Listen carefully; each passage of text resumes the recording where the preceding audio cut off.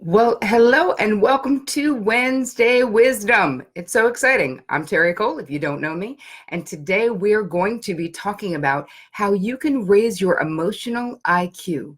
We actually have decades of research that tells us that people with the highest emotional IQ, sometimes referred to as EQ, actually have the most success personally and professionally in life. Who doesn't want that? 30-minute power session starting now. So welcome to those of you who are coming. Say hello as you enter. We're live on Instagram. We're live on Facebook. We're live everywhere.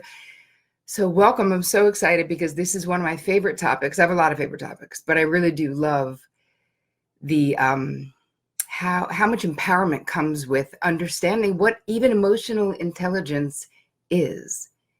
And so many of you in my crew are empaths or would identify as a highly sensitive person. And what's amazing about that, well, hello, everyone who's saying hello. What's amazing about if you're an empath or a highly sensitive person is that you already have basically a leg up on other people.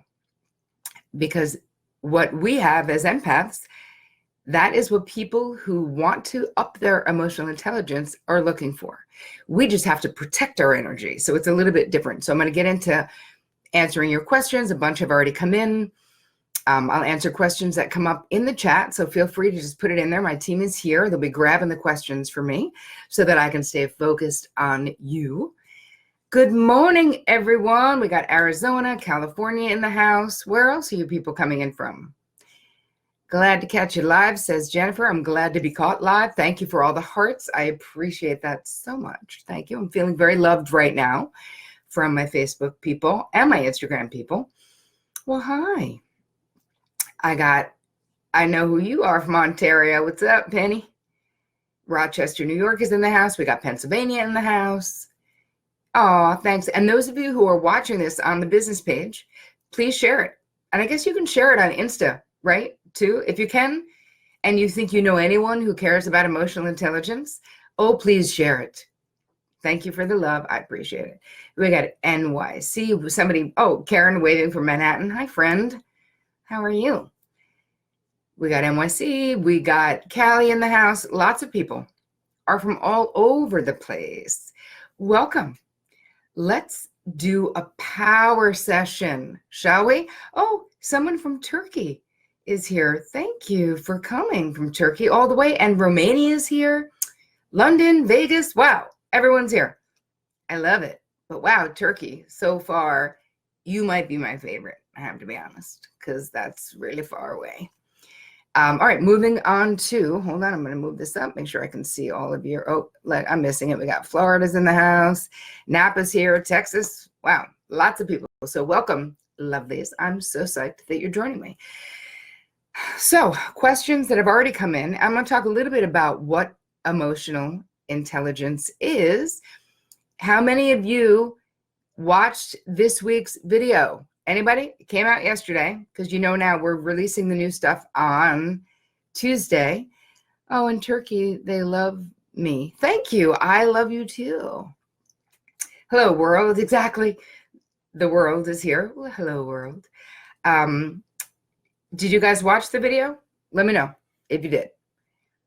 Some people are saying yes. Great. Okay. Gonzalo said yes, they did. Yes. Okay, Bird Dog. I'm glad. All right. So some of you already know, which is great. And for those of you who didn't, no sweat. I'm going to quickly sort of go through it. So the internationally known psychologist and science journalist Daniel Goleman, that's basically who I learned about emotional intelligence from. So his description of emotional intelligence is that it is the capacity to be aware of, to control and to express your emotions, and to handle interpersonal relationships judiciously and empathically. So that's a mouthful. But what it's basically saying is that to have high emotional intelligence, you need to become an expert on your own internal terrain emotionally, right? So what does that look like? Well, it looks like everything I do in all my courses. Those of you who have been in my courses, you know, right? This is what we do. I teach you to become an expert on you. I don't have the answers. I just teach you to find your own answers. That's basically, they're saying this is a requirement. If you are going to have high emotional IQ, you have to know who you are, and you can't be acting out your unresolved stuff in your life, which is basically when we haven't had a lot of therapy or we haven't taken one of Terri Cole's courses, we don't, so much of the time, we think that there's only one thing happening, the thing right in front of us, right? I had a fight with my boyfriend or my girlfriend. I don't like my boss, or I do like my boss. We think that's it. When you've had a lot of therapy or you have high emotional intelligence, you also realize there are other things happening, meaning there's a parallel process that goes on in life. So when we respond to something in a very heated way, or when we react and we just quickly respond to something, that's driven and fueled usually by unconscious material that we haven't looked at, experiences from the past, things that have happened before. So that's really important to know. So you can't have high emotional IQ if you don't know who you are, and if you're not aware of how what you've experienced in your life impacts how you are in the world. So I'm going to answer the first two questions that came in already. There's more than two, but I'm just going to hit the first two right now. And then I'm going to go into some of the things that I find most interesting about this. And I'm happy to answer any other questions that you guys have about this. So let's start with the first question. Someone said, great video. As an empath, I struggle to protect myself emotionally and energetically. How do we do that? What a great question. That's a perfect question, because it's exactly what I said at the top of this session, which is that when you're an empath or a highly sensitive person, what happens? We're super dialed into the way other people feel, what is going on with them, sometimes to the point of not being able to make the distinction between what someone else is feeling and responding to and what we're feeling and responding to, you know? I don't want that to go away. There we go. Well, hello. All right, there we are. So that's sort of the downside of being an empath. So what do you need to learn to get to really have your empathic nature become your superpower? So we're moving into that. If you don't figure out how to manage your energy, it doesn't become your superpower. It just makes the world a very rough place to be, because we're so sensitive to so much, and not just other people's feelings, light, sound, crowds, stimuli. I mean, there's so many things that go along with being an empath. I mean, listen, it's great and all. I wouldn't change it, but I'm just saying it ain't free, you know? Bobby said, can therapy help dealing with trauma? Yes, it definitely can. Back to Alexandra's question about how do we basically protect our energy? Many of you know one of my closest friends is a super brilliant energy medicine expert, and her website is larariggio.com. That's LARARIGGIO.com. So someone on my team will put it into the comments somewhere, because Lara talks a lot about how to protect your energy. So there's one thing that she taught me that I do every day. She's taught me so much and made my life as an empath so much more empowered and so much less exhausting. So thanks, Lara. Anyway, so there's one thing called the zip up that she teaches, where you put your hand right at sort of the top of your pubic bone, and you trace the center meridian of your body up to your mouth, and then you turn it like you're turning a lock. And we do this 3 times, basically containing our own energy and also blocking out low vibration energy. Thank you, Sarah. So that's on Insta, and someone will do it on Facebook. Oh, Joyce already did it. There we go. So what you're looking for, and you can probably just Google her name and put in the zip up, because I believe that's what she calls it. That's one thing that I don't know what I would do without. So that's a super easy tip that you can use. But something else that I wanted to say in response to what Alexandria asked about taking care of our energy and how it's exhausting. I want to make sure that you're clear, everyone who's on here right now, about the difference between being empathic, right? Feelings, being dialed into other people's moods, what's going on in a room, all of those energy things that we have going on as empaths or highly sensitive people, and codependency, because they can feel a lot alike. And I've had many, many codependents and highly sensitive women in my practice over the many years that, more than 2 decades that I've been a psychotherapist. And what I understand is that it feels the same. But if you are codependently connected to others, that is not the same as being an empath. So there's 2 things to look at from Alexandria's question, which is, are you codependent? Which is more of an emotional experience as opposed to an energetic experience. So emotionally, do you feel overly responsible for the choices, the outcomes, the feeling states of the people in your life, the people that you love? Does their problem become your problem? Does their bad mood negate your good mood? Those are all indications of codependency. So I want you to see these as 2 separate things to basically handle in your life. And I find that most empaths do also suffer from codependency because they are very much alike. One is a behavioral thing. One is more of an energetic thing, right? So that is for Alexandra, and I want to say thank you for sending that in. I hope that it is helpful and that you will check out Lara's work. And the other question that came in, and then I'm going to take stuff from the peanut gallery, which is you guys, and start talking about the different points that we can aspire to, easy things that you can do to raise your emotional IQ. The next question said, I love the blog and the video on emotional intelligence, and I'm so interested in learning more. I just ordered the Daniel Goleman book, right on. But I have a question. I'd also just started therapy. Should I wait to start diving into the emotional, the EQ stuff until I have some therapy under my belt? Honestly, that's a question for your therapist.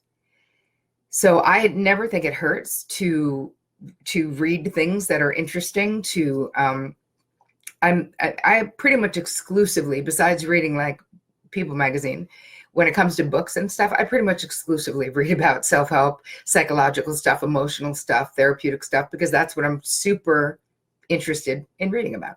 So my feeling is, if it would inspire you to read that, fine. And I would also talk to the therapist, even if it's a new relationship, and tell them that you're interested in this, because they can also incorporate emotional intelligence work into the work that you do with them. So I hope that was helpful. All right. Hold on. All right, we're moving on to, hold on. Let's hit some of the points. Yeah, someone asked about, can you watch the Instagram live or whatever longer than 24 hours? And what I was going to say is that it's also on my business page. So it will be there. And if you're in the Real Love Revolution female only Facebook group, it will be in there. So you can watch it on other places rather than on Instagram, because we know it only lasts on Instagram for 24 hours. Okay, we are moving into, let's talk about some of the points that to have high emotional intelligence, what are the things that you need?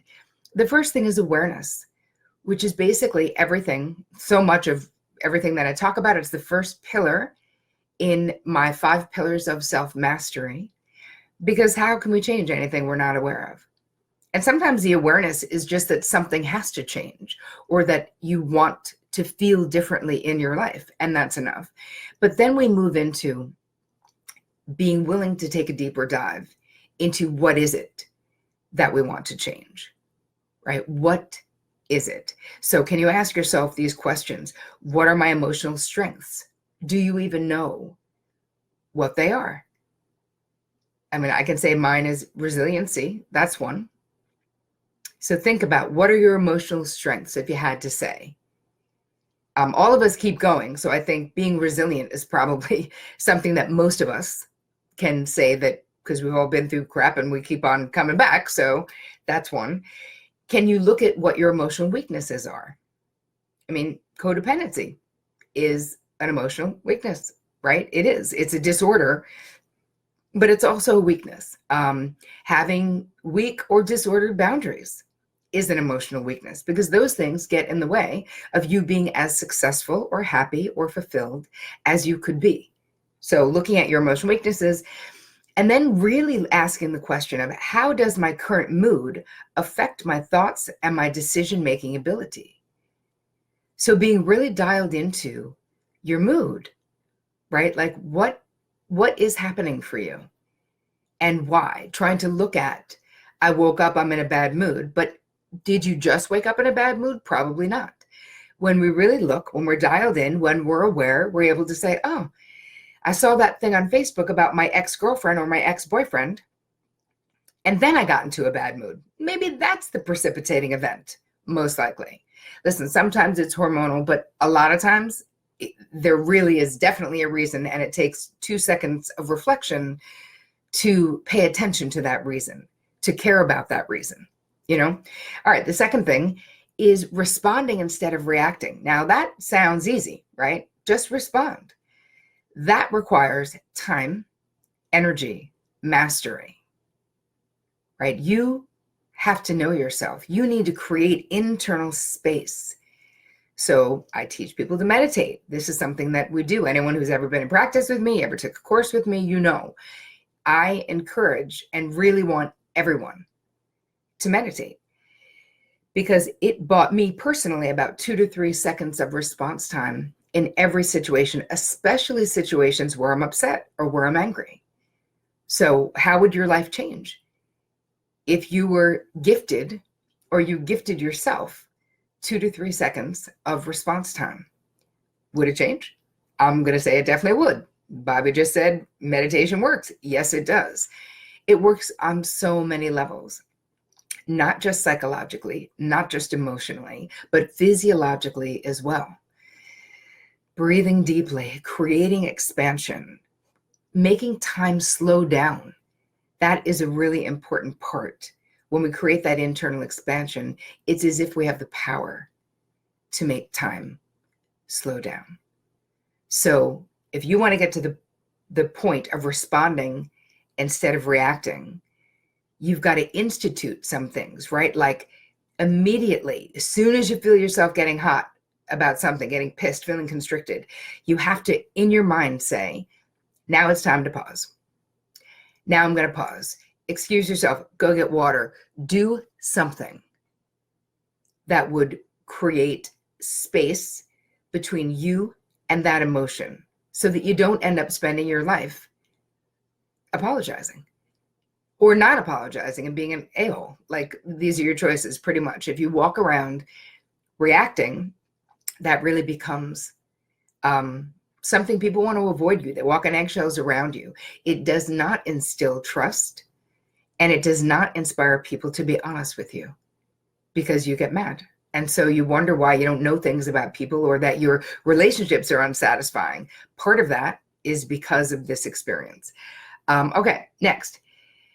A really important piece of this puzzle is being able to handle constructive criticism. And I'm not talking about, listen, not everyone is going to do it great, but not being devastated by criticism, you know, because we just can't be that fragile. We can't be that reactionary. And yet we are, a lot of us. And it's such a waste of such important information that you could be getting. People are willing to give you feedback. My feeling is, take it. I always ask people for feedback. I'm speaking, I'm anything. I'm like, it doesn't help me for you to tell me I'm great. I'm perfectly confident in what I'm doing. It would help me, I mean, if I respect your opinion, right? For you to tell me the truth, you know? So let's move on down to that you're empathic. This is a part of the process. So what does it look like to be empathic? Your ability, right? You sense and seek to understand the emotions of others. So do you see the difference? You sense people's emotions, but you seek to understand, which is basically like becoming curious, actually caring about why that person is responding, even if it's not the response you wanted. See what I mean? Because most of us are just like, oh, well, she was upset. I mean, that's just bullshit. I don't get why she's upset. She has no reason to be upset. You know what I mean? We judge the feeling rather than get curious about the feeling, which is really important. If you want to have high emotional IQ, and again, I should have said more up top about how there's been all kinds of studies done, basically saying that the people with the highest emotional IQ, or EQ, as they call it, are the most successful. They're the superstars, but they're not just successful business-wise. They're the most satisfied in their lives as well. That's what made it interesting to me. You know, I'm not a business coach, even though I know about business, right? It's more about the quality of your life that I care about. So emotional intelligence, or your EQ, really impacts the quality of your experience. So I want to go on to some other questions. There is more that are coming in. Okay, someone asked, what do you do when you're feeling really stuck in life? Well, my thought is you just have to do something, right? You just have to do something different. So it's almost like get out of your routine, find a way. I find that inspiration will come if I can get out of that rut. So feeling stuck, do something different. Even if it just is go a different way to work. Don't eat the same food every day. Do something you wouldn't normally do, right? Do something you wouldn't normally do. See if taking small steps outside of your comfort zone can help you get unstuck in a big way. Oh, that's a good question. Is there a specific mantra for helping improve emotional IQ? Actually, no, but we could make one up right now. I mean, I'm sure there is. There's everything. Just go online. Here's the thing. I don't think it's a mantra thing, because I actually think it's a skill thing, you know? And as much as when we're talking about manifesting things, you know, we can, the law of attraction is real in my life. I believe in the laws of the universe. So I do believe that if I feel the feelings of having something, I'm more likely to attract that experience. But I don't believe that if I feel the feelings of being a skilled surgeon, that will ever come to me. Do you understand what I mean? So I don't feel like a mantra would work, because I feel like we actually have to do the work in this respect. I don't know if that makes sense. I don't know if that was a good analogy, but I think you got what I'm saying. So moving into another question that came in is Denise was talking about, one of my emotional struggles is letting people in. I'm outgoing and social. I have interest, but I tend to find fault at some level, then begin to close inward. I'm guessing it's a trust issue. Looking back, as Terri would suggest, yes, you know I would, Denise, I had a very abusive childhood. A dollar to donut, there's something there. Yes, Denise, you know me well. Because what is interesting about this pattern, because now you just saw a pattern. You identified a pattern of behavior, a pattern of relating. So now, what do we do when we recognize a pattern? Those of you who took any of my courses, you know the answer. We ask the 3 Qs, right, Denise? Who does this person remind me of? Where have I felt like this before? And why is this behavioral dynamic familiar to me? Why? What is happening? What am I repeating? So when you start to get the original injury story, because it will start to come out if you continue asking those 3 questions, you can then become mindful in the moment when you're playing this out, right? This is an unsatisfying. Denise just shared a pattern in her life that is unsatisfying. So you don't want to keep repeating a pattern that is unsatisfying. And then you have to look at the people you're attracting. Are they trustworthy? And you're just projecting your broken trust from childhood onto them? Or are they not trustworthy? You know? So that's where I'm going to leave it with you, Denise, because you obviously took one of my courses. I believe you did, because you would not have known what you knew if you didn't. So just allow yourself to journal on those questions and see what comes up for you. Okay, moving on to the next cue. What's the best way of dealing with friendships with energy vampires when you are an empath? Well, don't be. Part of it is, a lot of times as empaths, we attract energy vampires when we are younger, when we don't know that we are empaths, right? We don't understand that we have a big, huge sign that basically says like all night energy buffet, open, no money necessary, pretty much is what the empaths have on them. And the energy vampires are like right on, and they'll find you. So part of it is understand what you're still getting out of being in those relationships. So seek to understand what I would call, or what we call therapeutically, as the secondary gain.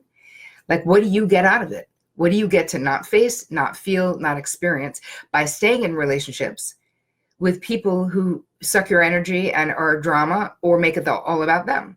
I could think of one. Then you're not really vulnerable when you're dealing with people who are narcissistic or self-centered or always in drama, because we never kind of get to your stuff, right? Because we're only ever dealing with their stuff. So that could be one unobvious gain. Yeah, I hope that was helpful, energy vampires. So what do you do when you can sense certain emotions? This is from Bird Dog. From someone else, and they hint at wanting to talk about the emotion, but also pull back when we get deep into a conversation about the emotion. Well, that is an indication of fear, right? That there's an ambivalence to someone who's like, well, I might be feeling this way, or might not be feeling this way. And you go, well, are you feeling this way? And they're like, I don't really want to talk about it now. So I say you just create an opening for them to share. You can say, what I'll say to someone if I sense something is I'll say, hey, I sense something. I feel like there's something you might want to say. I don't know what it is, but I sense something. And I just want you to know that I'm open and I'm interested in what's on your mind or how you feel. So if I'm wrong, just ignore that comment. And if I'm right, just let me know when and if you want to talk about it. So it's sort of like leaving an opening as opposed to forcing a conversation, because I don't feel like that works. I feel like that makes, yeah, exactly. Chelsea said, love that, creates an invitation. Exactly. And also keep in mind the human dance, right? I do this thing, you do that thing. So when we change the steps, as the brilliant Dr. Harriet Lerner taught us in The Dance of Deception, The Dance of Anger, The Dance of Intimacy, all these books that she wrote and books she still has out right now. She has a beautiful book out now called Why Won't You Apologize? Anyway, she's one of my psychological heroes for sure. That if we don't do the thing that we always did, it really does invite the other person to do something different. So that's why in relationships, if there's bad behavior, we don't want to let it go, right? We want to say something because we don't want that pattern to continue. Anyway, so I hope that was helpful. Yes, someone, and Bobby was asking about childhood trauma. Can therapy help? Yes, of course it can. But it would be great if you would be with a therapist that you knew was an expert at childhood trauma, because not all are. So do your research. Any tips on how to shift your emotions if you are having a down, introspective, feeling frustrated day? I would say before shifting, Parina, I'm most interested in understanding. So look at how you're feeling. Give yourself some expansion. Journal, write. When did I start feeling this way? What do I think this is about? Because I can certainly give you ideas of shifting your mood, but why waste the opportunity to learn more about yourself, right? It's such a gift. So take a moment. Oh, hi, Ashley Turner. Cute face. Welcome. I'm actually ending right now, Ash, but I'm thinking about you. I love you. Anyway, you guys, this was so great. I hope that you're enjoying our Power 30-Minute Wednesday Wisdoms. It's so much fun for me. I love it. We're in and out, but I hope that there was something of value that you took away from this. today. If you're watching this after the fact anywhere, just write replay, hashtag replay in your comment, and I will be monitoring and checking this out for the rest of the day on Instagram Live and on all the Facebook various places that this is. So no worries, wherever you are is exactly the right place.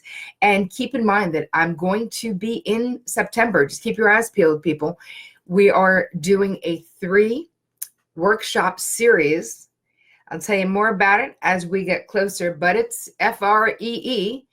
And it's going to be all about effective communication and about boundaries and about self-confidence and self-love and all the stuff I talk about. So I took everything that you've asked me in the past year and decided to put it into a 3-workshop series. That's what we're doing. So I want to say thank you for joining me. I hope that you have an amazing, beautiful rest of this week. And as always, take care of you, please. We are ending the live here. Hold on, I'm doing it. Thank you guys for coming. Thank you for the hearts. I appreciate it.